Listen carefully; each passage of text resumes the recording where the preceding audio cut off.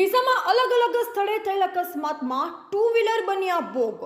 બે આશાસ્પદ યુવકો સહિત 3ના મોત. તારીખ 17 ડિસેમ્બર બપોરના સુમારે ડીસામાં અલગ અલગ જગ્યાએ થયેલ માર્ગ અકસ્માતમાં બે યુવકોના મોત થતા રેલાટી વ્યાપી જવા પામી છે.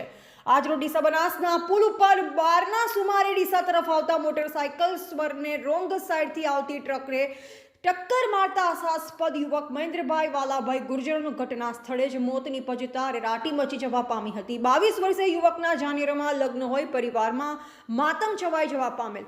આ બાબતે ડીસા તાલુકા પોલીસ પીએસઆઈ શ્રી પીએચ જાડેજાએ ત્વરિત તપાસ હાથ ધરેલ. ગતરોજ સાંજે 4 વાગ્યાના સુમારે બનાસના પુલના છેડે અન્ય એક મોટરસાયકલને ટ્રકે ટક્કર મારતા સાકરબેન સૌજીજી માલસણિયા ઉંમર વર્ષ 40નું મોત નિપજવા પામેલ. ઉલ્લેખનીય છે કે બનાસ નદી પર નવા પુલનું નિર્માણ કાર્ય ચાલુ હોય, વારંવાર ટ્રાફિક સમસ્યા, એક જ પુલ ઉપરથી સામસામે વાહનો આવતા હોય, ટુ વ્હીલર ચાલકો ભોગ બની રહ્યા છે. વારંવાર સર્જાતી ટ્રાફિક સમસ્યા નિવારવા પ્રયત્નશીલ ડીસા તાલુકા પોલીસ અને પ્રજા હાલાકીમાં મુકાતી હોય છે, ત્યારે તંત્ર દ્વારા પુલનું કામ ત્વરિત પૂર્ણ કરાય તે ઈચ્છનીય છે.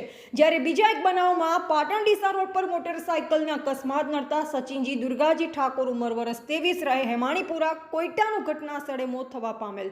જ્યારે ઘાયલ થયેલ મુકેશ પ્રેમાજી ઠાકોરને વધુ સારવાર માટે ધારપુર ખસેડાયેલ.